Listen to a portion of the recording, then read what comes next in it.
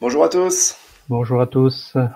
bienvenue dans cette nouvelle édition du webinaire Volta Fun Fair City. On est très content de vous accueillir de nouveau. Ça fait, vous l'avez certainement noté, quelques semaines, quelques mois qu'on était absent. On avait de bonnes raisons évidemment de pas tenir ces nouvelles éditions, mais c'est pas l'envie qui nous manquait.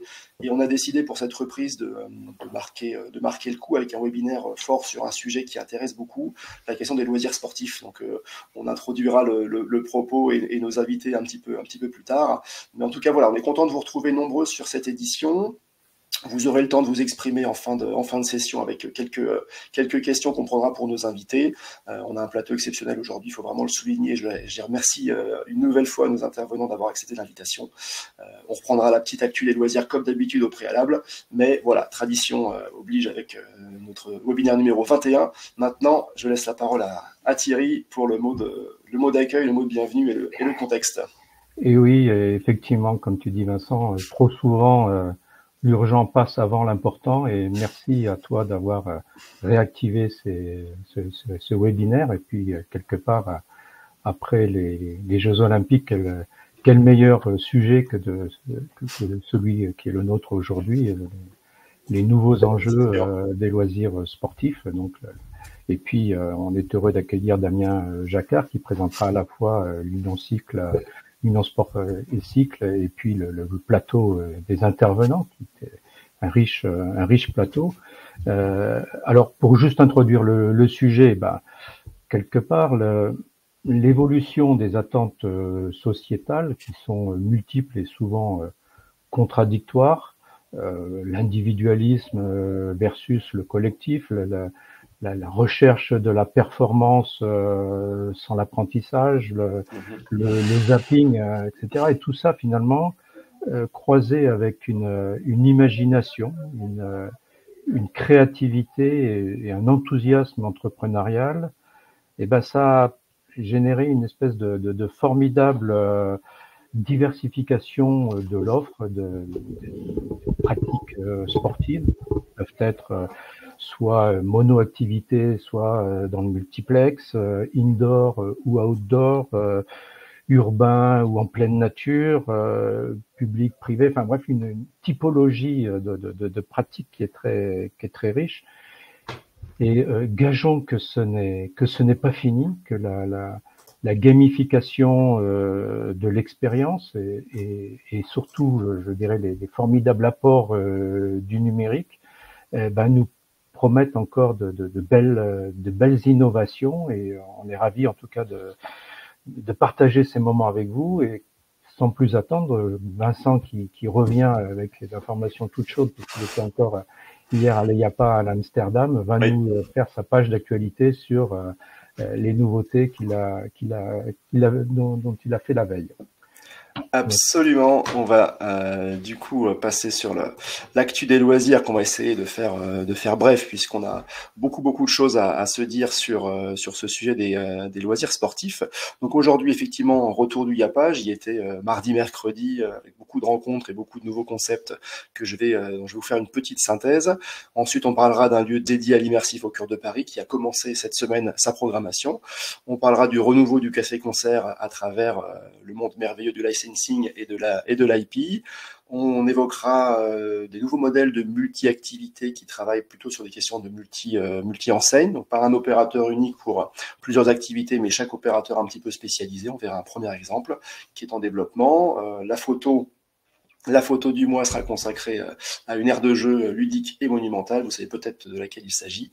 Et sans transition, pour faire le lien avec notre thème du jour, on évoquera un début d'offre illimité dans le secteur des loisirs. Voilà, l'illimité est un modèle important dans l'univers des loisirs. On en parlera avec du sport, pardon, on en parlera avec nos intervenants. Cette question sur les loisirs fait débat, et donc on verra un premier exemple avant d'en parler avec nos invités. Le YAPA, écoutez, c'est le salon Europe d'une organisation mondiale du loisir qui existe depuis plus de 100 ans. C'est la référence, c'est le lieu où il faut être. Encore cette année, une fréquentation record de 17 000 personnes sur les expos, sur le grand show floor où tous les fabricants viennent montrer un petit peu leurs produits. Qu'est-ce qu'on a pu voir cette semaine? Donc bon, c'est tout frais, donc j'ai pas eu le temps de beaucoup illustrer, mais si vous suivez la veille Fun Fair City, je ferai une petite publication dans pas très longtemps avec plus d'images. Premier premier concept, Beat the Storm, c'est une soufflerie de chute libre, mais qui est pas en verticale, qui est horizontale et qui invite le public à aller marcher contre le vent. Voilà, c'était une démonstration qui a fait événement. C'était intéressant, notamment en application sur des musées scientifiques ou des choses comme ça. Les loisirs sociaux étaient très très représentés cette année encore sur le salon. Ça fait quelques années maintenant qu'on a beaucoup de nouveautés. Les exposants bowling par exemple montraient beaucoup le nouveau concept du duck pin, qui est vraiment un bowling simplifié, un bowling avec des pistes plus courtes, des quilles plus petites, qui est vraiment sur une approche extrêmement ludique. Donc beaucoup de modèles de ça. Le shuffleboard qui marche toujours très très bien. Beat Pong, j'ai pu essayer, qui est une table de ping-pong ludique où vous avez un écran qui va vous inviter à jouer à des jeux simples à travers la position que va avoir votre balle en arrivant sur le rebond de la table. Très intéressant. Le mini-golf est toujours très présent avec des décors de plus en plus impressionnants et de plus en plus interactifs. Les Sol Pixels, donc ces grandes dalles lumineuses interactives qui invitent à jouer et faire du mouvement, on pourra en parler aussi parce que c'est vrai que ça fait faire du sport. Beaucoup de fabricants sur ce sujet. Activate, un des grands opérateurs de ce concept, était un des grands sponsors de l'événement, donc ce qui donne aussi un aperçu de l'ambition de ce côté-ci. Des boîtes immersives qui permettent de démarrer une aventure complète entre quatre murs entièrement thématisés, avec notamment des boîtes françaises, notamment Kylie, la boîte de Lille, qui est bien impliquée sur ce sujet, qui a fait une démonstration vraiment intéressante de son concept. L'intelligence artificielle est comme dans tous les secteurs d'activité assez présente. Ici, on a beaucoup pu la voir sur l'amélioration de la relation clientèle, la question du tunnel de vente avec des chats, des chatbots, des applis conversationnelles qui permettent aussi de simplifier le parcours visiteur, de simplifier sa prise de tickets, sa vente d'options additionnelles, son rapport au site une fois qu'il est sur place. Voilà. Et puis le renouveau un peu de la maison de l'horreur devrait ouvrir bientôt dans le sud de la France. Un multi-activité a récemment acheté un fournisseur français important un concept clé en main de maison de l'horreur. On en dira plus sur la veille, mais en tout cas voilà, ça vient et ça ouvrira évidemment pour Halloween. L'autre actualité, c'est l'Hôtel des Rêves qui a ouvert cette semaine avec une représentation exceptionnelle de La Belle et la Bête avec beaucoup d'acteurs. Ça se passe à l'Hôtel Lebrun dans le 5e arrondissement sur 1000 mètres carrés d'espace forcément très très décoré.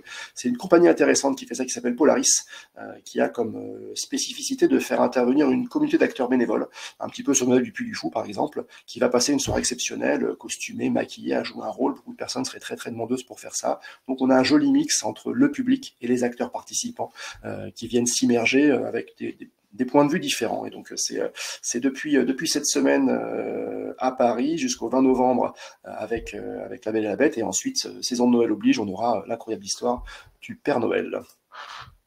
Le renouveau du café-concert par l'IP, vous l'avez peut-être deviné si vous suivez les réseaux, c'est The Voice Café, qui a ouvert juste avant l'été du côté de Lille, à Villeneuve d'Ascq plus précisément. Café-concert avec une scène, de la restauration, des karaoké box, beaucoup d'événements sur une IP très très visuelle, avec beaucoup de décors télévisuels, avec beaucoup de décors, un design bien particulier avec des écrans, des logos, des accessoires, etc. Donc ça, en tout cas, ça vient de démarrer. N'hésitez pas à faire un petit tour si vous passez dans le nord de la France. Les multi-activités sont toujours parmi les concepts qui se développent le plus. On en a régulièrement parlé, on en parle très souvent, notamment sur l'actu du blog. Là, les dernières annonces montrent une évolution vers un concept plutôt de multi-enseigne sur un seul et même programme. C'est l'exemple d'Imagipark qui a été annoncé au cours de l'été pour Val d'Europe, donc un site géré par Clépierre, c'est le site de l'ancien Castorama, donc un site très grand. Ça ouvrira en 2025. Il y a quasiment 1 million de visiteurs qui est attendu dans le modèle. On va retrouver plusieurs enseignes d'Otium Leisure, puisque c'est Otium qui est à la manœuvre derrière pour créer ce centre. On va retrouver le multi-activité Speed Park, on va trouver le trampoline Park Jump, on va trouver le site de réalité virtuelle Eclipso, on va retrouver l'Action Game Fort Boyard Aventure, et on va trouver également un restaurant immersif de Ephéméra, cette fois thématisé sur une forêt enchantée, voilà, qui viendra compléter un petit peu les 3 restaurants qu'a déjà ouvert l'enseigne sur Paris. À suivre donc sur ces nouveaux modèles de développement multi-enseigne. La photo du mois, c'est à Lyon, dans le quartier de Confluence, un quartier nouveau, entièrement réaménagé, qui a ouvert au cours de l'été son aire de jeu qui s'appelle Caterpillar, donc un dérivé de Caterpillar, cette grande chenille. Donc c'est une une aire de jeu très impressionnante qui vient de devenir un peu l'icône du quartier, avec 9 mètres de haut, 30 mètres de long, des toboggans, des filets, de quoi grimper. Ça fait aussi un petit peu lien avec notre thème d'aujourd'hui, parce que c'est vrai que c'est aussi des endroits où on va faire de l'exercice, où les enfants peuvent se défouler, se dépenser, grimper, se donner un petit peu des défis. Donc c'est vrai que c'est en même temps la première aire de jeu, puis aussi la première aire de sport qu'on peut trouver quand on est tout petit. Donc c'est intéressant qu'elle se développe dans les villes. Et cet exemple montre bien le caractère de destination qu'elles peuvent avoir quand elles sont suffisamment bien soignées. La liaison sans transition avec le thème du jour, la question de l'offre illimitée dans les loisirs. C'est un sujet qui fait débat depuis longtemps chez les opérateurs. Est-ce qu'on est au ticket? Est-ce qu'on est à l'abonnement? Les grands parcs ont ce système d'abonnement annuel où on peut avoir pour deux fois et demi le prix d'entrée, on peut avoir l'occasion de revenir. On est du coup plus enclin à dépenser dans le restaurant, dans les boutiques, sur les événements. Donc c'est un modèle qui inspire un petit peu les loisirs indoor sans avoir osé beaucoup franchir le pas. Donc on est encore sur des modèles plutôt de ticketing à la visite finalement. Et l'enseigne anglaise Flip Out, qui a plusieurs centres de trampoline et de multi-activités en Angleterre, et maintenant un petit peu plus dans le reste de l'Europe, puisqu'ils ont une expansion intéressante, notamment au Danemark et en Suède, propose pour un tarif compris entre 10 et 15 livres par mois, un créneau quotidien de 1 à 3 heures, voilà, c'est pas toute la journée, c'est 1 à 3 heures, avec pas mal d'avantages associés, donc sur la consommation, sur le fait de pouvoir inviter un ami, sur le fait d'organiser un anniversaire, voilà, il y a pas mal d'avantages qui sont associés à ça, donc un vrai programme de membership qui, pour le coup, nous rapproche vraiment de l'univers sportif dont on parlera avec nos invités.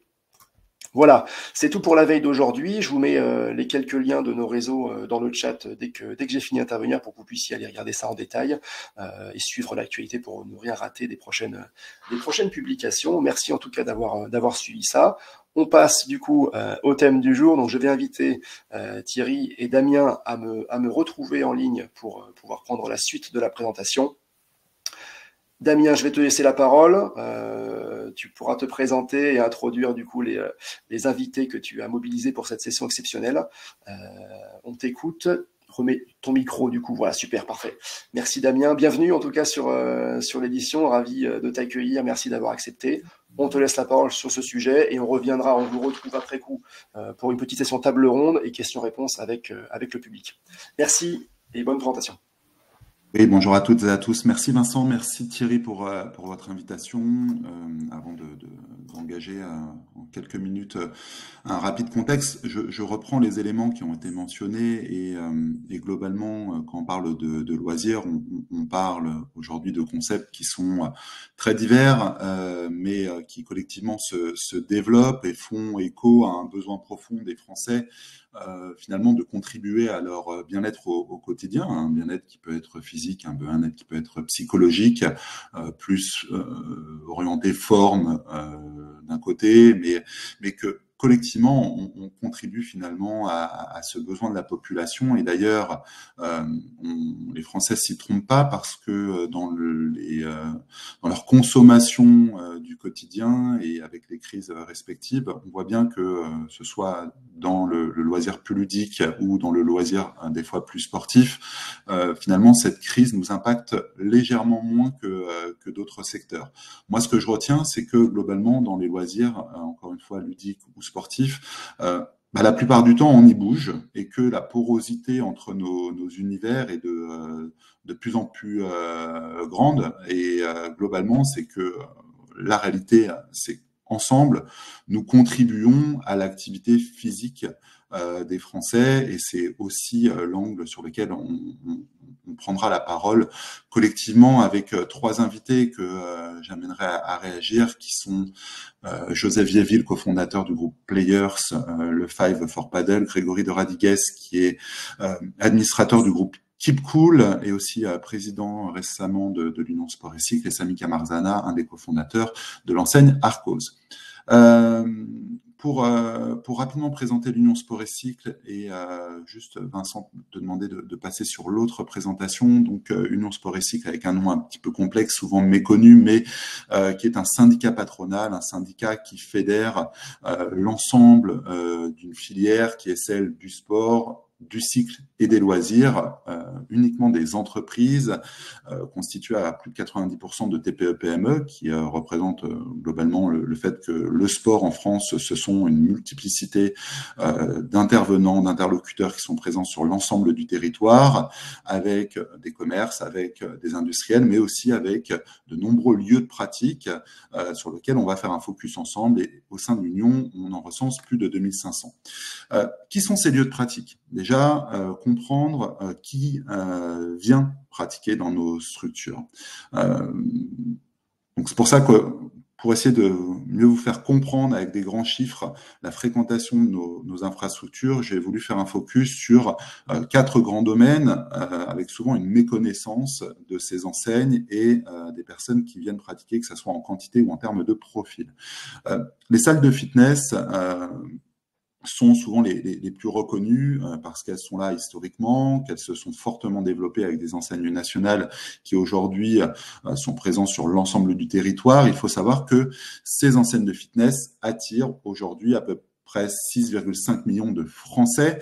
Donc près d'un Français sur 10 aujourd'hui a un abonnement ou consomme, et on le verra après, une offre forme fitness un petit peu partout sur le territoire. La réalité, c'est que ce développement récent a notamment été, suite au Covid, porté par une fréquentation assez exacerbée des jeunes dans nos infrastructures, avec une population aujourd'hui de moins de 30 ans qui représente un peu plus de 40% des abonnés. Et surtout, on identifie qu'en 2024, sur le premier semestre, plus de 52% des nouveaux abonnés avaient moins de 30 ans. Ça amène des enjeux notables, mais c'est une réalité. Aujourd'hui, quand vous allez dans des infrastructures de fitness, vous avez la plupart du temps une cible qui est très jeune et qui vient consommer celle-ci. Vous avez ensuite les structures de foot à 5 qui se sont développées ces 15 dernières années et qui, en 2023, ont accueilli 3 millions de Français dans leurs infrastructures. 3 millions, c'est près d'1 million de plus que le nombre de licenciés au sein de la Fédération française de football. L'idée n'est pas d'opposer, parce qu'il y a sûrement énormément de licenciés qui viennent pratiquer dans nos infrastructures, mais on attire une population bien plus grande que les infrastructures de sport classiques, avec une majorité d'hommes, comme vous pouvez le voir, 90% d'hommes, et 50% des pratiquants ont là aussi entre 18 et 34 ans, ce qui démontre l'intérêt pour les jeunes de ces structures. L'escalade, un phénomène non pas récent, parce que l'escalade, on l'a tous connu historiquement dans nos infrastructures scolaires ou en outdoor, mais le phénomène de la grimpe urbaine est un phénomène récent qui s'amplifie d'année en année.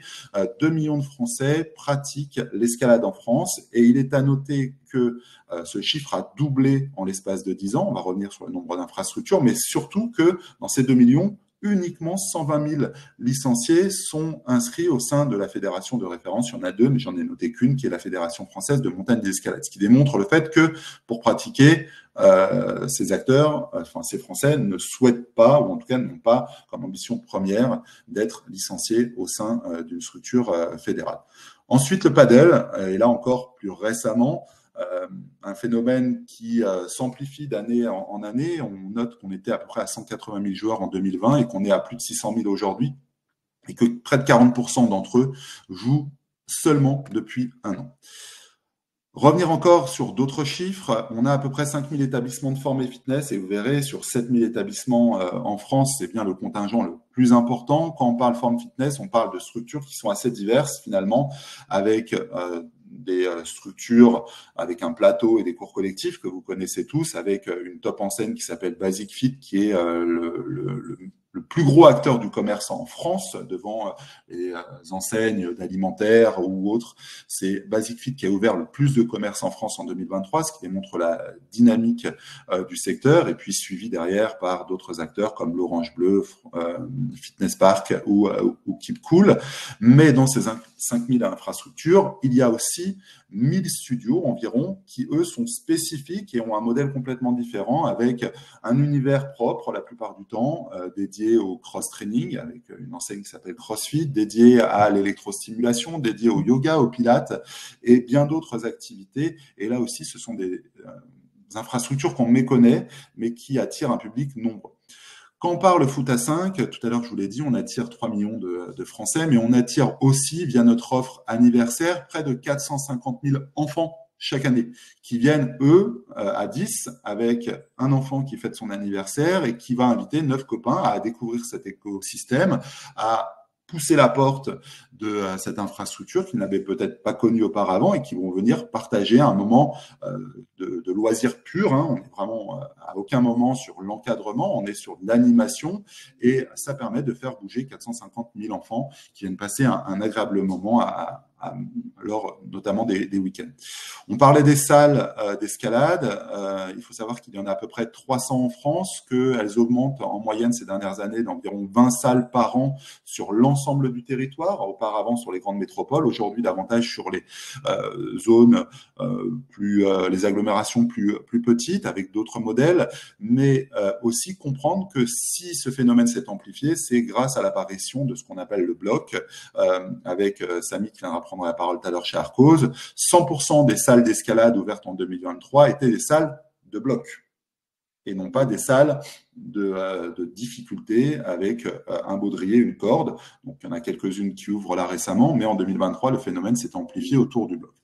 Enfin, sur le padel, il faut saisir que 64% des pratiquants, voilà, un gros 2/3 des pratiquants, pratiquent dans des structures privées, alors que paradoxalement, ces structures ne représentent que 40% des terrains en France. Ce qui démontre que, en dehors d'avoir des terrains, c'est bien l'expérience qui est vécue dans ces infrastructures, le côté convivial, le côté communautaire, qui attire ces pratiquants à venir dans ces infrastructures, à les privilégier aussi parce que la plupart du temps, ce sont des infrastructures couvertes dans lesquelles on peut pratiquer tout au long de l'année. Bref, ces infrastructures, c'est à peu près 7000 établissements sur l'ensemble du territoire avec une grande diversité d'activités qui accueillent 18 millions de Français par an et génère 70 000 emplois avec, on le verra, une grande diversité finalement d'emplois, certes des éducateurs, ce qu'on appelle le face-à-face pédagogique, mais surtout derrière une pluralité de besoins, une pluralité d'opportunités qui sont souvent méconnues de la part du grand public. Il faut savoir qu'en France, on a à peu près 17 millions de licenciés dans les infrastructures associatives. Donc l'idée, encore une fois, n'est pas d'opposer, mais bien de voir que l'un des principaux moteurs pour faire bouger les Français en France, ce sont ces structures commerciales. Elle représente à peu près 4,7 milliards de chiffre d'affaires au global du secteur. Donc, c'est un secteur économique qui est prépondérant en France et qui regroupe, certes, des structures indoor, on a fait un focus dessus, mais aussi des structures outdoor qui sont nombreuses, des structures qui sont ouvertes tout au long de l'année. Je pense à des wake parks, je pense à des structures aussi autour du vélo, des bike parks. Il y en a énormément, mais aussi des structures qui sont, elles, plus saisonnières, avec des acteurs dans le surf, dans le canyoning, dans la plongée, mais aussi une grosse prépondérance dans l'outdoor du golf, qui est un secteur historique et prédominant sur cette activité économique. Et enfin, un ensemble d'indépendants et de micro-entrepreneurs qui sont aussi des acteurs dans ce secteur et avec une évolution dans l'entrepreneuriat dans la société, ce secteur des loisirs sportifs est aussi pleinement impacté par cette évolution des modèles qui sont devant nous. Pourquoi ça marche ? Globalement, parce que quand on interroge les Français sur cette étude de référence menée par l'Union Sport et Cycle auprès de 5000 Français, pourquoi ils viennent dans nos infrastructures ? C'est pour ce sentiment de faire attention à soi, d'être en bonne santé, et c'est prépondérant, c'est vraiment la motivation numéro 1. Bouger, ça me fait du bien, mais aussi parce que venir dans ces infrastructures, on y retrouve la notion de plaisir et d'amusement. Et on se retrouve vraiment sur cette notion donc assez hybride de loisir sportif où on vient avant tout pour passer un agréable moment et cet agréable moment est positif pour ma forme au quotidien. Et comme vous pouvez le voir, les Français sont complètement maintenant à l'opposé d'une dimension compétitive qui arrive vraiment d'une manière très faible dans les motivations qui les amènent à pratiquer une activité physique. Aujourd'hui, on est dans une société où globalement, on veut mettre de côté toutes les contraintes. On ne veut plus avoir chaque week-end une compétition avec des gens qu'on ne connaît pas, pratiquer avec des gens qui ont peut-être des niveaux différents, meilleurs ou moins bons et qui vont me mettre en difficulté. On veut être maître finalement de cette contrainte et la choisir. On veut être maître du lieu selon ses disponibilités, être en capacité d'aller où on est et choisir le lieu qui est à proximité. On veut aussi être en mesure de choisir, est-ce qu'on veut une activité encadré ou pas. La plupart du temps, si on voit l'essor du padel, c'est parce qu'on va pratiquer avec sa communauté, se faire plaisir et découvrir par l'activité et son entourage les règles de celle-ci. Et si ensuite on veut performer et progresser, on va aller sur l'encadrement.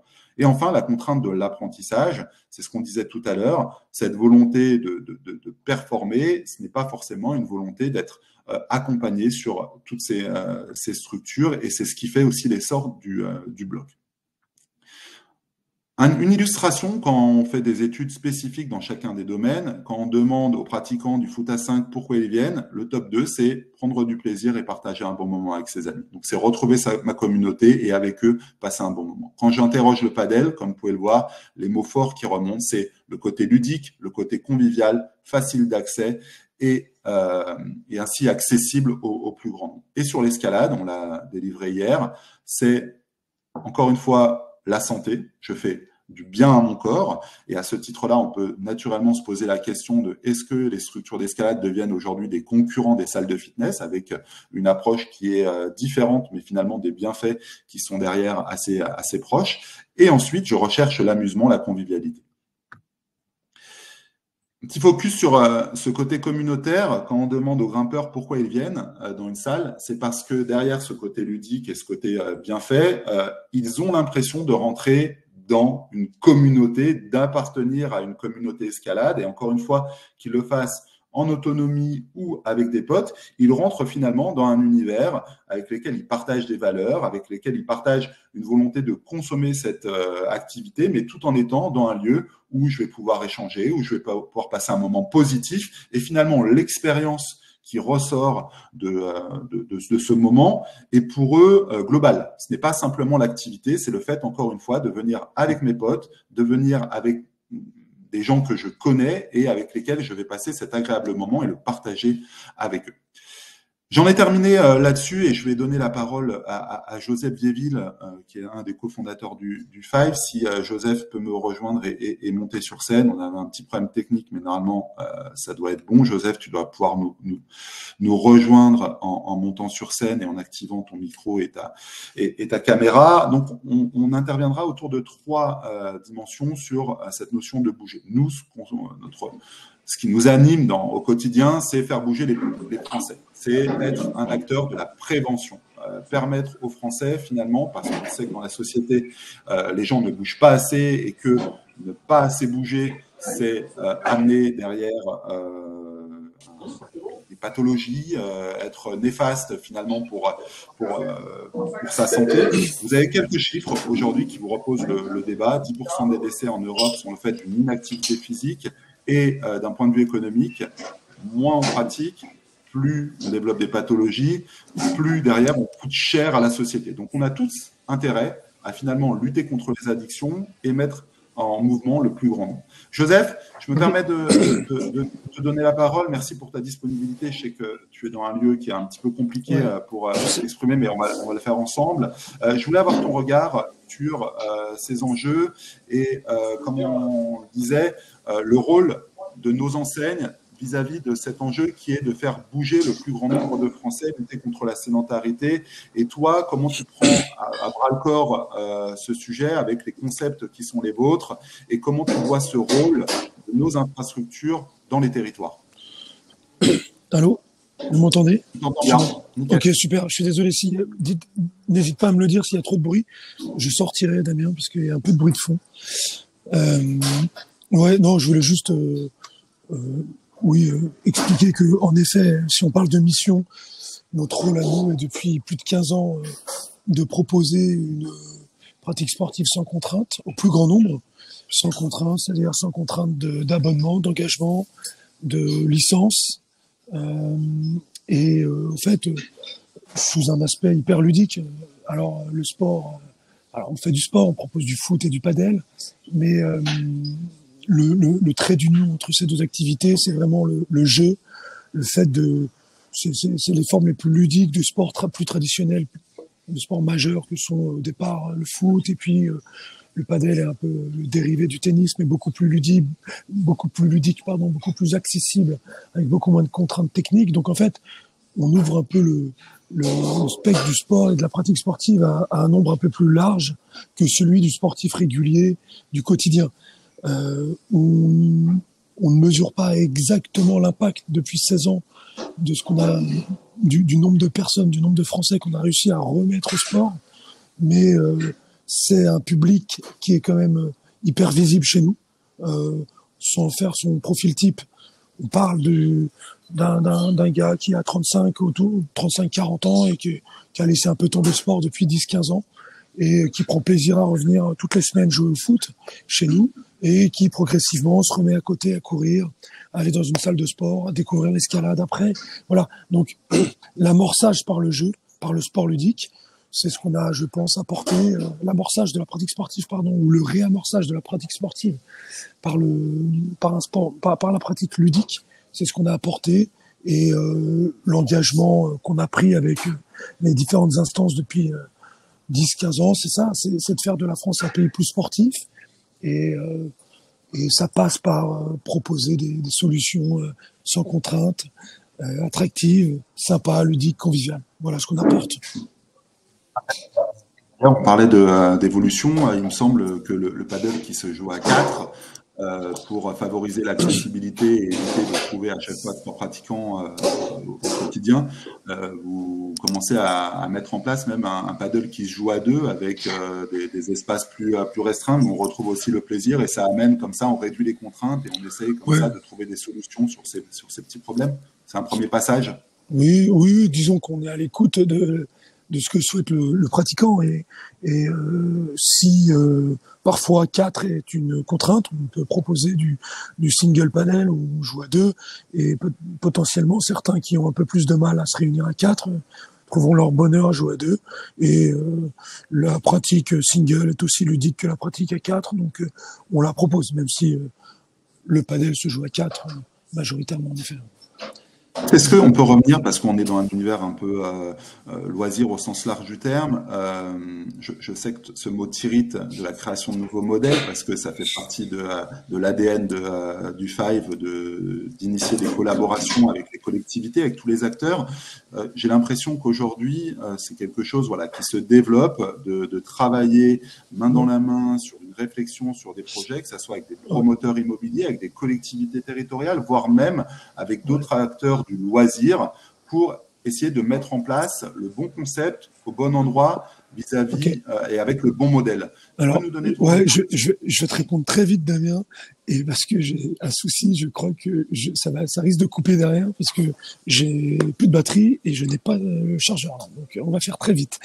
Non, c'est pas que ça m'irrite, c'est que, en effet, nous, depuis le départ, depuis l'origine, en 2008, quand on crée le Five, la première personne qu'on voit, c'est le maire de Bobigny, à qui on dit, voilà, considérez que vous avez une nouvelle infrastructure dans votre ville. On va accueillir gratuitement les écoles en journée sur nos temps libres.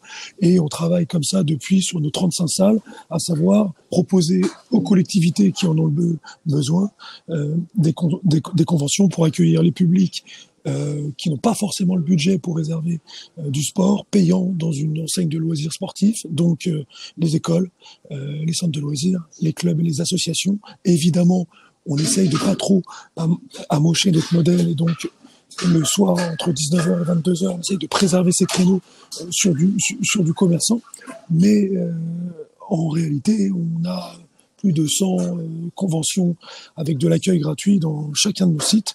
Et ça, on le fait depuis l'origine. Et l'approche de dire, vous considérez que vous avez une infrastructure sportive supplémentaire à votre disposition, voilà, ça résume beaucoup de choses. Nous, aujourd'hui, on essaye de donner de la force à la pratique sportive qui existe en France. Et la pratique sportive qui existe en France, c'est d'abord la pratique publique. C'est d'abord la sphère publique. Le sport est préempté par la sphère publique. Nous, on vient renforcer les options et les possibilités de pratique sportive en France et absolument pas opposer un nouveau modèle, absolument pas forcément inventer de nouveaux modèles. On vient renforcer quelque chose qui existe et d'ouvrir au plus grand nombre. Voilà, et ça on le fait main dans la main, on continue, on continuera. On pense que c'est vertueux et on pense que la France en a besoin. Quand je dis ça, ça veut dire qu'en gros, on voit bien que depuis toujours on travaille, on fait du sport à travers des associations ou de façon assez spontanée en allant courir ou faire de l'exercice dehors, mais sinon c'est à travers la sphère publique, fédérale, scolaire, on apporte autre chose, voilà. Et, mais on est à l'écoute des instances existantes, on vient pas faire de révolution, on vient renforcer, aider et élargir le spectre, voilà. Joseph, je te prends pas plus de temps. Non, mais merci pour ton intervention. Je vais continuer ma présentation et les différents enjeux, et j'aurai l'occasion de répondre aussi avec les autres acteurs aux quelques questions qui nous sont posées tout à l'heure. Merci. Je suis désolé de ne pas être avec vous plus longtemps, mais merci à vous de m'avoir donné la parole et à bientôt. Au revoir. À bientôt, bonne journée. Merci. Donc, je répondrai aux questions qui me sont posées sur le côté. On répondra tous ensemble à la fin. Je vais demander aussi à Grégory de Radigues chez Keep Cool de revenir à nos côtés sur le deuxième enjeu qui est, comme le disait Joseph, on fait bouger des personnes qui viennent chez nous. On les invite à pousser la porte, on met tout en œuvre et leur réseau leur entourage aussi fait le reste. Mais la réalité, c'est que via quelques chiffres, on est encore loin d'être une nation 100% sportive. Il y a des profils qui sont naturellement plus éloignés de la pratique et c'est un véritable enjeu de santé publique qu'est d'être en mesure de les amener à bouger, à trouver encore une fois du plaisir. C'est ce qui nous amène dans une pratique durable, d'être en capacité de travailler avec les acteurs de la santé pour continuer à préconiser du sport avec les maisons sport santé qui elles aussi ont un rôle déterminant. Mais voilà, aujourd'hui on a identifié quelques publics cibles. Il faut savoir que 40% des étudiants ne pratiquent aucune activité régulière, donc la courbe c'est en école primaire on pratique, et dès le collège la courbe fléchit, s'accélère au lycée et est au plus bas quand on est étudiant. Rien, faute de temps, faute des fois de liens sur le territoire où on vient pour faire ses études avec une communauté. Donc, on a un rôle là-dessus. Les femmes sont également légèrement en retrait vis-à-vis des hommes en termes de pratique. Donc, il nous faut mettre en place des conditions qui vont permettre aux femmes de trouver finalement un terrain qui soit positif pour qu'elles qu'elles trouvent chaussures à leurs pieds, on va dire. Les personnes en situation de handicap, le chiffre varie entre 12 millions de personnes en situation de handicap et 4 millions de personnes. Tout dépend où est-ce que débute le handicap, où est-ce qu'il s'arrête et qu'est-ce qu'on identifie derrière comme cadre sur cette notion. Mais ce qui ne varie pas, c'est le fait que elles aimeraient pratiquer davantage d'activités, mais que dans la réalité, seulement 1 sur 2 en pratique de manière régulière. Donc, il nous reste 50%, ces personnes en situation de handicap, à mettre à l'activité sportive et à engager dans une pratique durable. Je vous ai mis un petit sondage qu'on a fait auprès de nos loisirs sportifs. C'est important de le mentionner. On ne fait pas rien. 80% des acteurs des loisirs actifs accueillent des personnes en situation de handicap, mais peut-être pas suffisamment parce qu'à 75%, elles aimeraient et elles disent être en capacité d'en accueillir davantage. Donc, comment mettons en place des conditions pour être meilleurs là-dessus? Et enfin, les seniors. Vous savez que la société va avoir de plus en plus de seniors, des personnes qui représentent un enjeu, parce que de la même manière, plus on a de seniors, plus elles ont un impact économique important, plus le vivre vieux, vivre mieux est aussi au cœur de nos préoccupations, mais la réalité, c'est que finalement, là aussi, la courbe décroît fortement dès qu'on arrive sur une période retraite, et cela représente un enjeu déterminant. Grégory, je me permets de te laisser la parole sur cet enjeu qui est comment nos infrastructures, notre secteur des loisirs actifs et sportifs doit prendre à bras-le-corps ce sujet pour permettre à ces profils les plus éloignés de la pratique de davantage bouger. Quel est ton regard là-dessus ? Merci Damien. Alors c'est vrai que pour nous c'est un enjeu important. C'est un enjeu déjà parce que je pense que c'est dans notre ADN. Joseph l'avait évoqué tout à l'heure. Je pense que quand on se lance dans ce genre de business, quand on ouvre des centres de loisirs actifs et sportifs d'un point de vue acteur privé, on a cette volonté d'accueillir le plus grand nombre de personnes, de mettre au sport, de mettre en mouvement le plus grand nombre de Français possible. Et donc, évidemment, on se pose la question de tous les publics et d'être en capacité d'accueillir tous les publics. C'est vrai qu'il y a des publics, ces quatre publics-là sont régulièrement cités par le gouvernement comme étant ceux les plus éloignés de la pratique, alors pour des raisons culturelles, logistiques, historiques. Mais en tout cas, c'est le cas. Les chiffres le montrent. C'est pas un procès d'intention ou c'est pas des légendes. C'est vraiment dans les chiffres qu'on voit qu'il y a une vraie différence au niveau de ces quatre publics-là. Nous, on est hyper ouvert à ce que on réfléchisse à plein de façons de mettre à disposition nos infrastructures. Parce qu'en fait, ce qu'il faut retenir, et le point, je pense, le plus important, c'est que aujourd'hui, on cherche de plus en plus à se positionner auprès des pouvoirs publics comme un vrai relais en termes d'infrastructures sportives ou d'infrastructures de pratique de loisirs actifs. Historiquement, les autorités n'avaient dans le viseur que le sport pratiqué de façon associative dans les associations et via les différentes fédérations qui ont des clubs et des relais un peu partout en local. Et on se rend bien compte aujourd'hui que ça ne suffit pas à offrir une pratique à tous les Français. En fait, il y a certainement des personnes qui ne peuvent pas s'insérer dans ce mode de fonctionnement ou qui géographiquement ne sont pas à proximité d'un club associatif. Et cette pratique proposée par des acteurs privés, elle s'est développée récemment et elle s'est développée très fort. Et aujourd'hui, c'est un vrai relais. Et on voit bien que les Français aujourd'hui, d'ailleurs, pratiquent, alors j'ai plus le chiffre exact, mais on est entre 3 et 4 activités, je pense, ou 3 ou 4 sports différents en moyenne. Donc, on voit bien qu'on est parti sur quelque chose de totalement nouveau, avec une pratique qui est un petit peu éclatée, qui est multiforme, et qui permet à chacun de trouver son compte, voire même d'essayer plusieurs choses. Et donc, c'est vraiment pour nous. Ouais.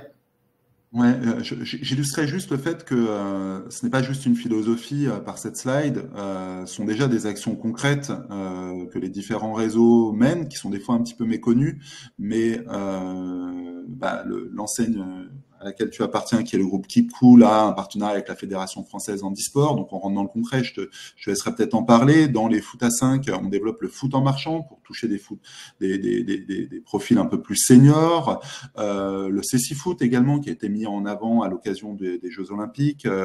On a aussi d'autres modèles via la mise en place de fondations, comme le fait Fitness Park, autour de différents enjeux. Donc, on ne part pas de zéro, mais j'ai l'impression que il y a encore quelques mois, cet engagement sociétal, il était méconnu, mais que des lignes bougent, que progressivement, on identifie notre rôle un peu plus comme étant un acteur d'utilité publique. Est-ce que c'est ton regard également de voir que quand on nous parle, on ne nous voit plus uniquement que sur le rôle commercial? Et d'ailleurs, il faut le rappeler, on tient sur des business models et ça reste notre première base de collaboration. Il ne faut pas à un moment que ça mette en danger nos modèles, mais on nous voit aussi aujourd'hui comme un acteur qui a progressivement construit sa légitimité pour travailler avec des assos, avec des fédés, avec des collectivités sur des projets. Il manque peut-être juste on va dire le point de rendez-vous qui permet aux gens de se rencontrer.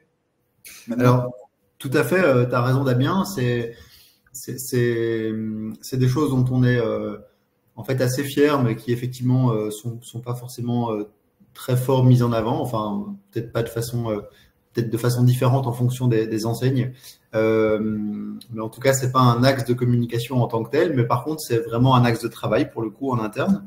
Alors ça peut être en fonction des enseignes qu'ils font gérés par des affinités personnelles, des liens entre des personnes dans la structure qui connaîtraient d'autres personnes dans des structures adaptées et qui auraient vocation à faire le lien, et que c'est parfois comme ça que ça démarre. Mais c'est vrai que la question se pose d'étendre ça. On se rend bien compte qu'on peut avoir ce rôle sociétal. Après, comme tu l'as dit, il y a plusieurs barrières à franchir. Il y a effectivement la barrière d'une sorte de généralisation et d'officialisation, et ça c'est en lien forcément avec les pouvoirs publics et avec les autorités, et souvent même les autorités locales. C'est souvent au niveau local que ça se joue. Le fait de se faire connaître comme une alternative de mise à disposition d'infrastructures sportives auprès de publics prioritaires. Eh bien, en fait, tout le monde n'est pas au courant qu'on pourrait être sollicité ou qu'on devrait être sollicité. Donc, il y a un travail dans les deux sens. Charge à tous les acteurs des loisirs actifs et sportifs marchands d'aller à la rencontre des élus pour faire savoir que des infrastructures sportives sont potentiellement à leur disposition et dans des conditions à travailler peut-être ensemble de façon avantageuse ou de façon privatisée pour certains publics. Et puis, charge effectivement aussi aux élus de faire cet effort-là et de considérer les acteurs privés comme une vraie solution. Donc, on est dans cette problématique de dialogue avec les pouvoirs publics, notamment au niveau local.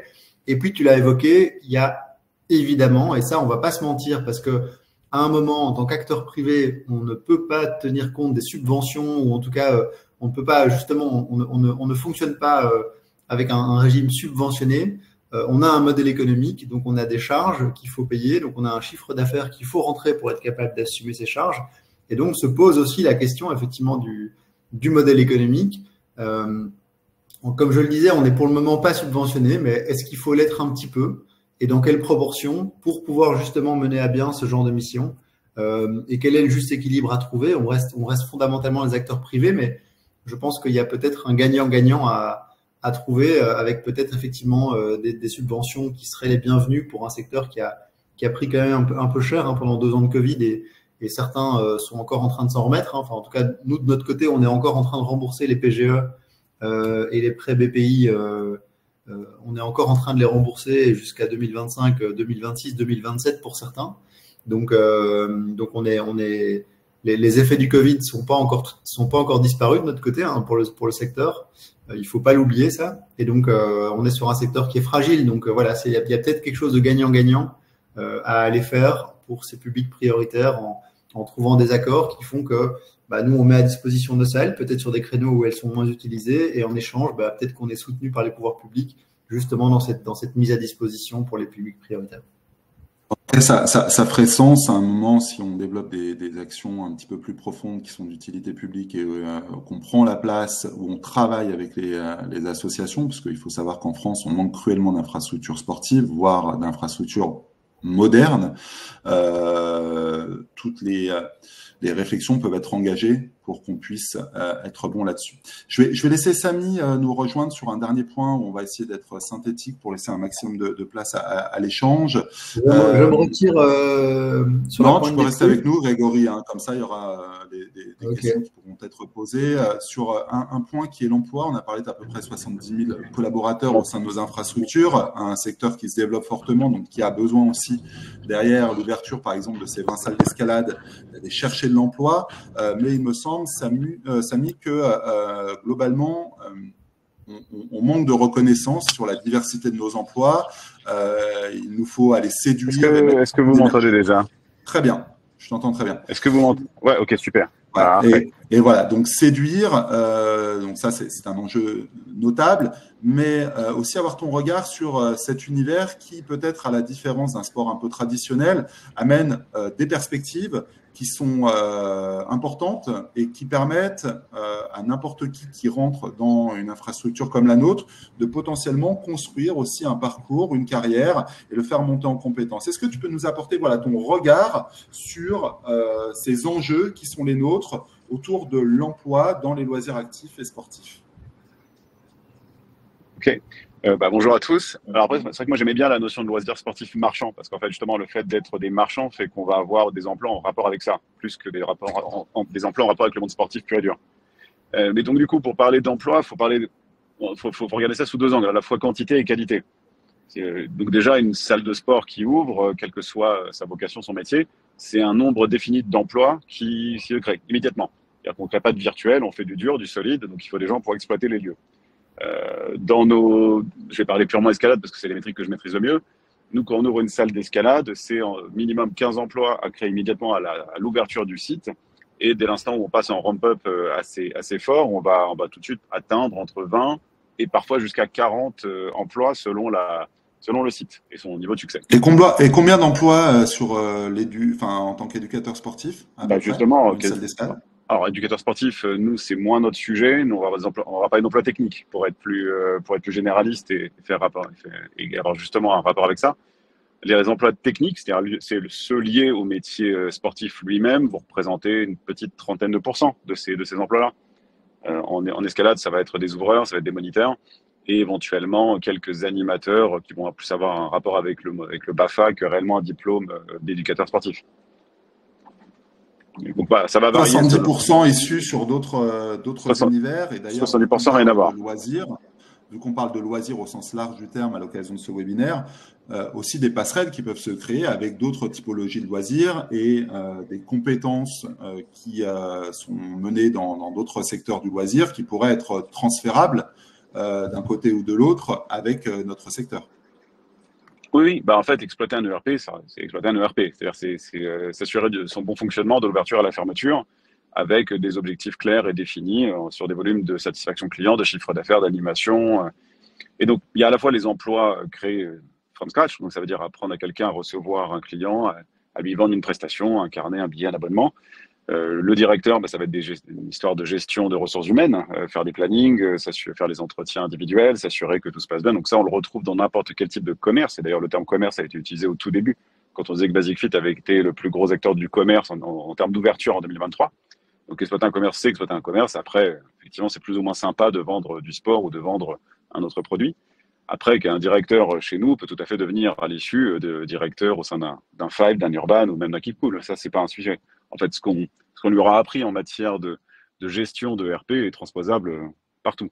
Et c'est la différence, en fait, entre le monde amateur d'où on venait, il y a un certain nombre d'années, et le monde professionnel qu'on a créé aujourd'hui, qui est bien symbolisé justement par l'Union Sport et Cycle, c'est qu'on a fait passer, on va dire, ce monde sportif privé de simplement un passionné qui ouvre son centre pour s'entraîner avec ses clients à des entrepreneurs formés qui vont essayer de travailler ce monde-là à la manière dont les autres secteurs ont été travaillés jusqu'alors, en créant de la valeur à tout niveau, en l'exploitant avec des formations professionnelles, des certifications professionnelles, et en lui donnant réellement une capacité de développement, ce qu'on a tous plus ou moins parvenu à faire jusqu'à présent. Modulo, en effet, la crise Covid, les PGE et tout ce qui nous alourdit aujourd'hui. Et Samy, pourquoi aujourd'hui donc ce manque de reconnaissance de notre univers, et quelles difficultés tu rencontres au quotidien, toi, pour séduire, amener des personnes à candidater sur les différents postes que vous proposez? Voilà, la réalité terrain, c'est laquelle? C'est les horaires. En fait, après, c'est que finalement, nous, on travaille beaucoup quand les autres se reposent. En fait, on est ouvert à des moments où les autres ont justement du temps pour leurs loisirs. Donc, rentrer chez nous, c'est aussi accepter de sortir du 8h, 18h que vous pourriez trouver dans n'importe quelle autre entreprise. C'est parfois démarrer tôt le matin, c'est surtout finir tard le soir et parfois travailler le week-end. Donc, les principales difficultés qu'on va rencontrer, c'est qu'on va séduire. Alors, nous, la moyenne d'âge de nos salariés est très basse, hein, ils sont aux alentours de 25 ans. Donc, ça va marcher un certain temps quand ils sont encore célibataires et heureux de ne pas s'ennuyer chez eux le soir ou le week-end. Et ça va davantage poser problème du moment où ils vont commencer à vouloir construire une vie personnelle et familiale. Donc en fait, la progression dans nos métiers se fait soit de manière horizontale en développant d'autres compétences et en étant sur des postes où les amplitudes horaires sont plus faibles, soit en étant totalement fait pour ça et en ayant goût justement pour ce travail un peu en décalé. Ouais, un dernier point un peu majeur sur lequel on travaille, d'ailleurs, on restituera une enquête inédite à l'occasion du prochain Salon des maires, Salon des sports mi-novembre, c'est l'inclusion, parce que comme tout employeur de plus de 20 salariés, nous avons des obligations d'employer 6% de l'effectif total avec des personnes en situation de handicap, mais j'ai l'impression qu'on est un peu... ce n'est pas un regard lucide, c'est une obligation qui ne prend pas en considération nos difficultés et nos métiers, et que même si on le souhaitait, ce qui est une réalité, finalement, on met beaucoup de moyens, de l'investissement humain, financier pour essayer d'aller chercher des personnes en situation de handicap, mais globalement, on n'y arrivera pas. Et de l'autre côté, on est aussi taxé par cette obligation. Donc, on prend des coups de bâton un petit peu dans tous les sens sur ce sujet. Est-ce que, finalement, il y a quand même matière à agir sur ce sujet ou pas du tout? Ouais, c'est compliqué. On en a parlé justement à l'occasion des Jeux paralympiques. Donc, quand on en a parlé, donc là, je crois que c'était Decathlon qui était là et qui expliquait le temps qu'il lui avait fallu. Enfin, la personne qui se charge de ça, pardon, chez Decathlon, expliquait qu'après 25 ans, je sais plus, je crois que c'est à peu près ça d'existence, il parvenait enfin à dépasser le seuil des 5%. Et encore, ce seuil n'était pas atteint dans tous les domaines. La logistique n'était pas au même niveau que les magasins. Donc, imaginez-nous effectivement qu'avant tout juste 10 ans d'expérience, enfin 10 ans d'existence, on va pas avoir la même notoriété ni la même capacité à aller chercher ce public-là. Donc voilà, 6%, bah, pour donner juste un chiffre, nous on a fait 600 fiches de paye au mois de septembre, donc ça correspondrait à environ 40 à 45 personnes en situation de handicap. C'est pratiquement impossible, surtout avec un turnover aux alentours de 60% tous les ans, 70% parfois selon les années. Donc cette métrique-là, elle est intenable. Elle devrait pouvoir s'obtenir par des partenariats. C'est déjà en partie le cas. On sous-traite une grosse partie de nos prestations d'hygiène quotidienne dans les restaurants ou sur les sites à des ESAT qui ont vocation à proposer ça, à embaucher ces personnes-là et leur donner tout un panel de services à effectuer pour les entreprises. Le problème, c'est que ça ne peut pas prendre en charge 100% des 6% qu'on doit atteindre. Un premier levier, un vrai bon levier, serait de pouvoir déplafonner un peu ça et confier un maximum de prestations à des partenaires sélectionnés sur ce domaine-là. Quant au reste, je dirais qu'il faut atteindre un certain niveau de maturité et de budget à allouer dans votre entreprise pour aller sensibiliser ce public-là, savoir comment lui parler, comment s'adresser et comment le faire évoluer. Parce que, comme on le disait, il y a des handicaps visibles et des handicaps invisibles. Un handicap invisible, ça peut passer un handicap invisible dans des salles ouvertes, encore une fois, de 7h à minuit tous les jours, avec des charges lourdes à porter et beaucoup de pas à faire chaque jour. Automatiquement, on ne peut pas embaucher tout type de public. Samy, merci pour ta présence. Je te laisse avec nous s'il y a des questions là-dessus. Juste conclure parce que voilà, sur ces enjeux-là, notamment autour de l'emploi et l'emploi des personnes en situation de handicap, je pense qu'on est tous concernés au sens très large du loisir. Et je reviens sur mon introduction qui est de dire la frontière est très poreuse sur le fait de faire bouger les Français et de contribuer finalement à leur bien-être. Sur ces enjeux-là également, il me semble qu'on est tous, on a tous mieux à faire ensemble plutôt qu'autre chose. Et si je vois Decathlon qui est là, près de 50 ans de Decathlon, sachez que Decathlon, après 25 ans d'efforts, d'investissement financier, c'est aujourd'hui juste 4% d'emploi des personnes en situation de handicap. Donc la marge est grande encore pour notre secteur. Merci à tous. Vincent, Thierry, je vous laisse la main au niveau des questions et de poursuivre l'échange. Merci à toi, Damien, qui est un parfait animateur, et merci à Grégory, Samy et Joseph. Vincent, vas-y, parce que formidable ton animation, Damien, merci. Oui, super, on a bien tenu le planning parce qu'effectivement, on a eu pas mal de questions qui sont arrivées. Une réaction un petit peu au préalable, parce que c'est vrai que nous, on étudie le secteur des loisirs de manière générale et on peut dresser pas mal de parallèles, de comparaisons entre l'univers des loisirs sportifs et puis des loisirs de manière un peu plus générale, et on voit pas mal de choses qui sont à la fois assez cohérentes dans le développement et puis dans certains cas des différences assez franches. Cette idée de consolidation du secteur, on commence à la voir dans l'univers des loisirs, on commence à la deviner aussi du côté des loisirs sportifs. Des actions importantes, comme l'entrée du groupe Urban dans la Compagnie des Alpes, qui est un acteur majeur des loisirs en France, des rapprochements Recrea Players sur des équipements. Ça fait bien le lien avec ce nouveau rôle que les loisirs sportifs entendent jouer auprès des collectivités, cette idée de rôle. Players et Arcos. Et Arcos, absolument. Effectivement, avec sur le site Saint-Denis, je crois, un peu c'est ça, en première démonstration. Donc effectivement, c'est vrai qu'on voit ce rôle-là. Une des principales différences serait ça, finalement, les acteurs du loisir autres, pur divertissement, on va dire, si on doit les opposer un petit peu, ont un petit peu moins cette dimension de relais, puisqu'on est sur un loisir. Mais Vincent, si je me plante pas, dans les urban villages, on retrouve très bien une structure de foot à 5 avec un trampoline park ou autre, et on crée une structure globale de loisirs qui aujourd'hui propose une diversité d'offres. Et aujourd'hui, aller chez Apic, faire de l'escalade ludique, du fun climbing, ou aller chez un climb-up à côté avec des voies, etc. Des fois, je vois pas trop la différence, je vous avoue, et quand je parlais de frontières poreuses, je l'illustre notamment par ces exemples-là. Oui, tout à fait, absolument, je suis entièrement d'accord. C'est vrai que on en voit des passerelles, des liens. L'UCPA Sport Station de Bordeaux qui intègre un escape game, un site de padel, tennis à Rennes, le Garden qui a ouvert une plaine de jeux indoor pour enfants. L'e-sport également commence à faire sa place sur ces secteurs-là. Un club le site EVA e-sport Virtual Arena de Marseille a ouvert dans un site sportif. Donc on voit effectivement Vincent, plus de liens. moi j'ai un nouvel adhérent, enfin un nouveau secteur qui s'appelle les souffleries sportives, qui on bosse.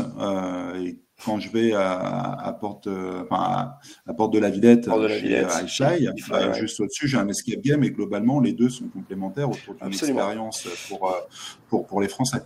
Exactement, effectivement, les souffleries qui sont aussi à la pointe sur les questions de handisport, avec le handifly aussi qui est possible et qui donne pas mal de bons résultats. C'est vrai que c'est intéressant de le souligner.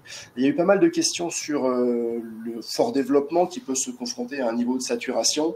On voit que voilà, le secteur devient mature, on a ces nouvelles stratégies, ces stratégies de groupe. Comment vous ressentez, vous percevez Je peux t'amener quelques éléments, Vincent, peut-être que Samy va pouvoir... ouais, je peux, si vous voulez. Je peux rebondir là-dessus si vous voulez aussi. L'exemple de l'escalade, Samy, avec peut-être des métropoles aujourd'hui qui deviennent quand même, on parlait de 300 établissements d'escalade, assez denses en termes de maillage. Voilà, quel est ton regard sur cette densité et peut-être des opportunités et pourquoi aujourd'hui on réinvente aussi d'autres modèles pour aller sur d'autres zones de chalandise? Alors après, effectivement, c'est un bon exemple. La saturation, elle arrive forcément partout. Et ce qui est un peu particulier dans nos métiers, c'est que l'offre crée la demande, majoritairement. C'est-à-dire que avant qu'on ouvre, le nombre de grimpeurs était de X. À partir du moment où on a ouvert, on a créé X fois, je ne sais combien de fois, ce nombre de grimpeurs-là. Et on a vu qu'à chaque fois qu'on mettait une nouvelle salle, on créait de nouveaux grimpeurs sans empiéter dans un premier temps sur les salles précédemment existantes. Or, comme dans tous les marchés, arrive le moment où on est sur une forme soit d'asymptote générale, il n'y a plus assez de nouveaux clients, soit il faut simplement que le temps que le marché absorbe cette nouvelle offre, surtout si elle arrive densément et en même temps. C'est pas tant le nombre de salles dans l'absolu, par exemple, ça va être le nombre de salles à un instant T qui vont ouvrir dans une zone donnée. Et là, effectivement, Paris étant par exemple une ville avec énormément de flux, tous les ans, des nouveaux Parisiens arrivent et d'autres anciens Parisiens vont à Bordeaux, vont à Toulouse ou ailleurs. Donc en réalité, ce trafic-là fait qu'on a une base de clientèle et de nouveaux clients qui est permanente. Il faut juste se dire que la meilleure des stratégies doit être celle de peut-être se concerter pour ne pas tous arriver en même temps au même endroit. Mais en réalité, pour l'instant, on se rend bien compte quand même que le marché continue de bien absorber l'afflux d'offres, aussi parce qu'on essaie de ne pas être trop bête en n'ouvrant pas tous au même endroit aussi, et parce que c'est la beauté du marché, hein, les prix s'autorégulent. En fait, plus on est nombreux, plus on va aller loin dans les offres commerciales, baisser les prix à l'entrée, commencer à combiner, on parlait tout à l'heure d'offres de services, je crois, pour je ne sais plus quel acteur. Oui, désormais, avec votre abonnement, vous avez aussi des réductions sur la nourriture, vous avez aussi une serviette quand vous arrivez, etc. etc. Et finalement, on va tous se créer un peu notre structure de marché. Telle enseigne va être plutôt low cost, telle enseigne va être plutôt premium. Et ça s'autorégule pour faire en sorte que tout le monde trouve de quoi manger. Donc l'escalade, on arrive, effectivement, dans les grandes métropoles, sur des croissances qui sont plus faibles qu'auparavant, mais qui existent encore. Peut-être avec des acteurs aussi qui sont différents quand on va dans les métropoles que dans des agglomérations moindres, avec un dirigeant qui est un peu au four et au moulin dans le quotidien de son entreprise, et dans des métropoles avec plutôt des enseignes nationales qui ont des services et qui vont avoir une autre façon d'appréhender, donc un autre type de business model mais tous font partie finalement de ce secteur. C'est l'intérêt de la franchise. C'est-à-dire que, effectivement, une franchise dans une grande ville n'a pas d'intérêt. On peut opérer en propre parce que le retour sur investissement est quasiment garanti.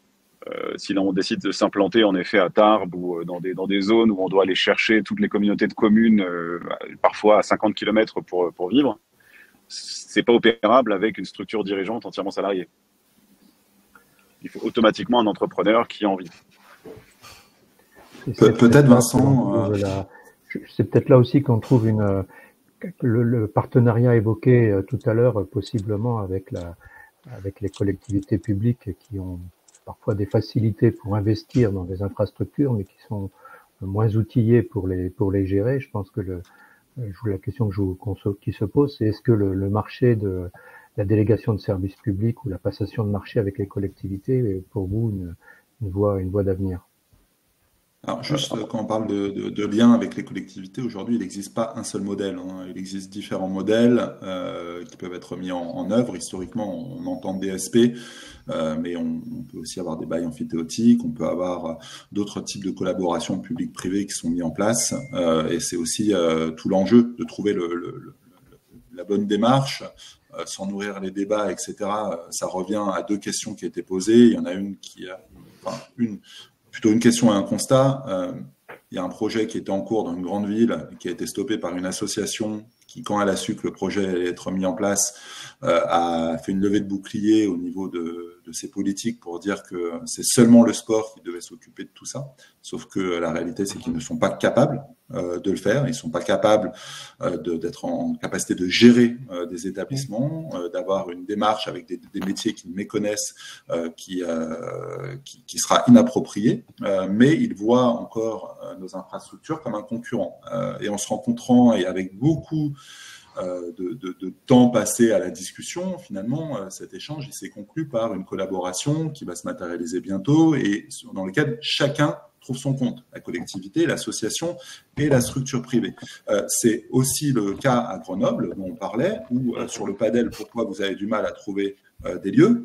Tout simplement parce que la ville de Grenoble a subventionné un projet énorme lié au padel auprès d'une association qui aujourd'hui va détenir un des premiers parcs de padel en France.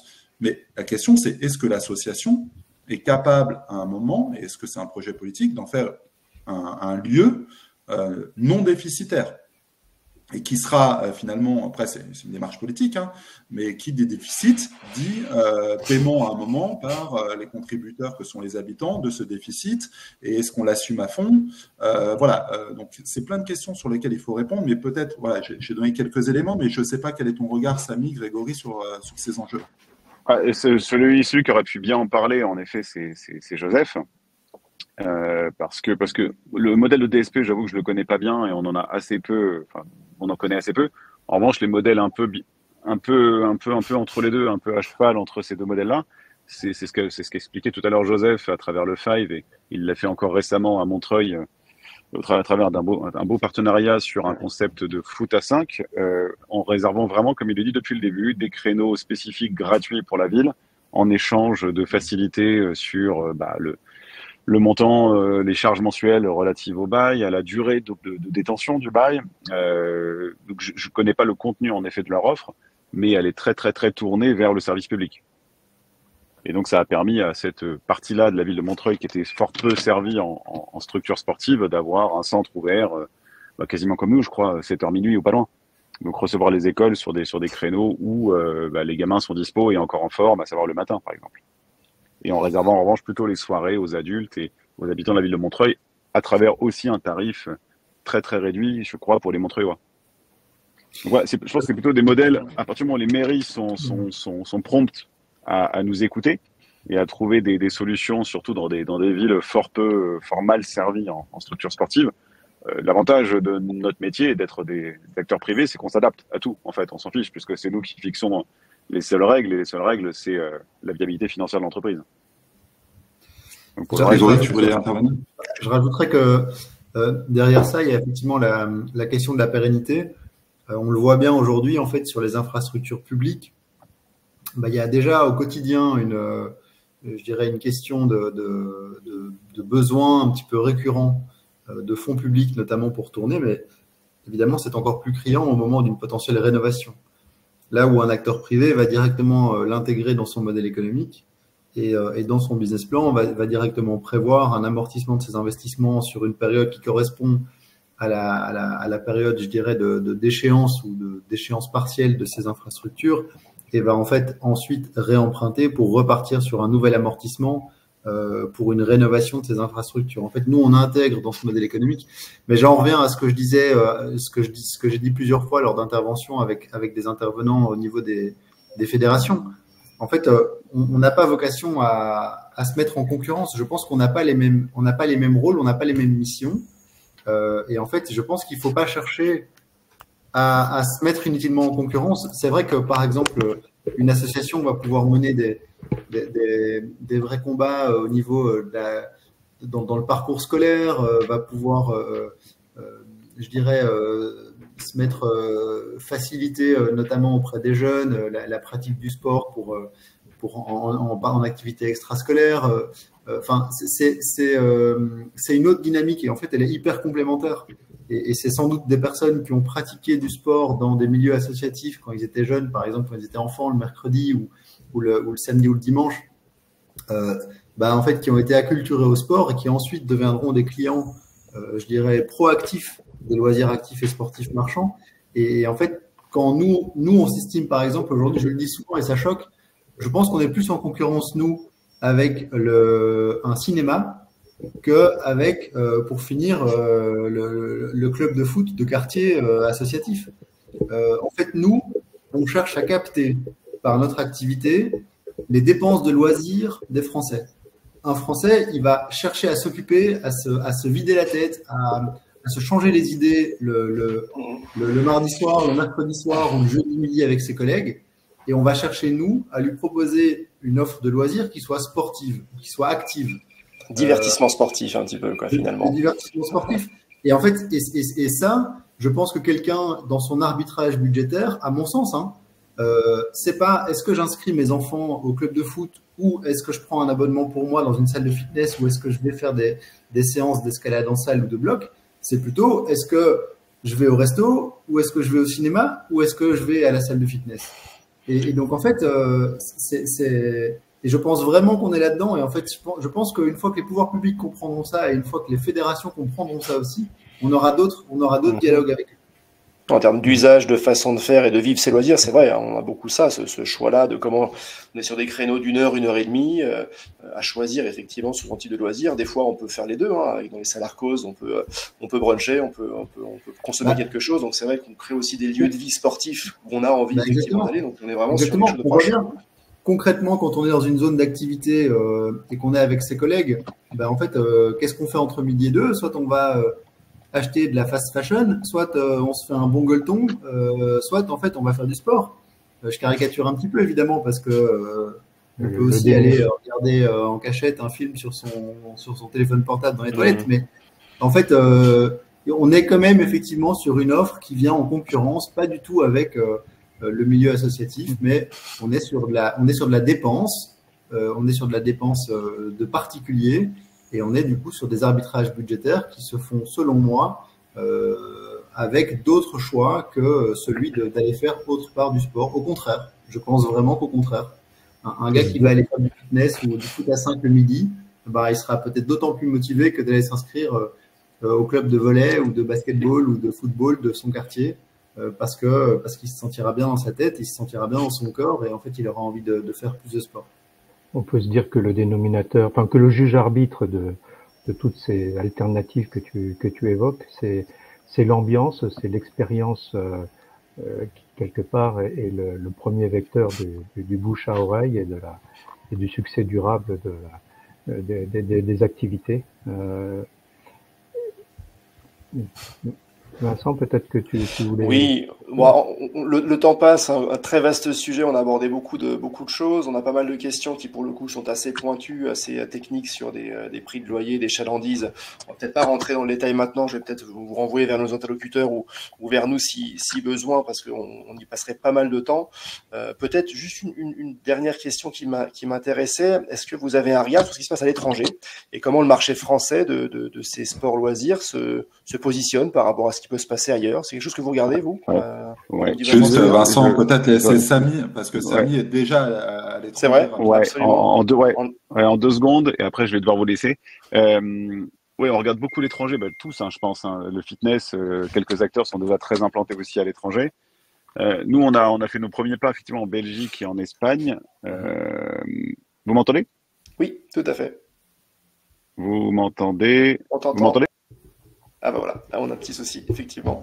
On l'a perdu, mais ce que disait, donc historiquement, ils sont en Belgique avec un premier établissement à Bruxelles et récemment en Espagne. Ils apprennent aussi de ces marchés où globalement on est un petit peu en retard sur la consommation du loisir. Je parle vraiment pas du sport, mais on rentre vraiment dans le loisir sportif. Mais ce sont des marchés qui deviennent de plus en plus matures avec des offres qui s'enrichissent. Par contre, ce sont des comportements qui sont complètement différents, notamment en Espagne, et sur lesquels le fait d'être un peu pionnier, d'amener un nouveau modèle en Espagne, nous amène aussi à apprendre finalement de comportements qui sont des fois un peu déstabilisants. Et voilà. Après, sur le fitness, c'est un petit peu particulier. Peut-être, Grégory, te laisser un petit mot là-dessus, parce qu'il y a en fait différents modèles de consommation du fitness, niveau États-Unis, Europe du Nord, Europe du Sud, Afrique, sont des modèles complètement différents, j'ai l'impression, quand on les analyse, et lequel nous semble aujourd'hui le plus proche du modèle français, en tout cas en termes d'opportunités. Effectivement, je ne sais pas s'il y a vraiment des énormes différences pour le coup. Ce qui peut changer, c'est plutôt les taux de pénétration du marché. Où là, on a des vraies différences pour le coup. En fait, les offres sont, je pense, quand même relativement comparables. En tout cas, aujourd'hui, avec les capacités à s'informer via les réseaux sociaux et via Internet, je pense que les offres s'harmonisent un petit peu. Chacun apprend un peu des autres et on a tendance à s'inspirer un petit peu d'autres marchés pour évoluer. On voit bien les nouveaux acteurs, les acteurs plus récents ont des positionnements peut-être plus anglo-saxons, avec des environnements plus dynamiques, plus flash. Peut-être qu'historiquement en France, où on était sur quelque chose de plus plus mesuré et de plus discret. Mais non, c'est plutôt au niveau des taux de pénétration où on a effectivement des vraies différences et où la France est encore un peu à la traîne aujourd'hui.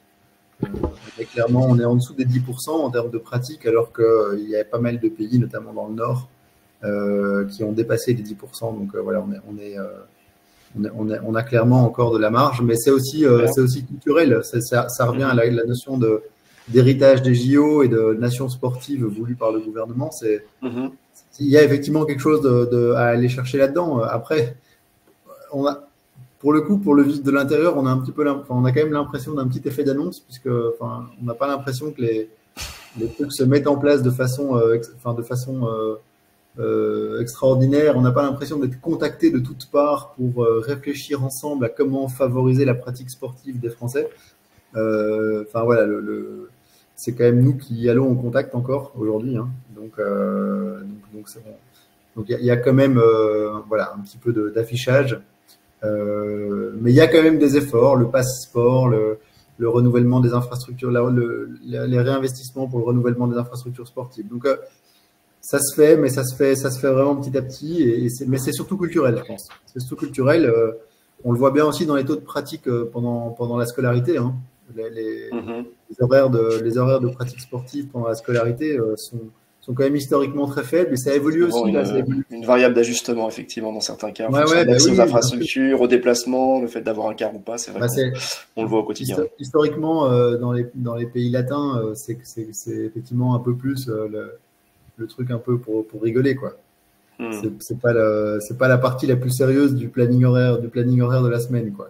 Tout à fait. Espérons que l'héritage des JO se traduira aussi dans ces mais ce sera évidemment super long. C'est un travail de tous les instants.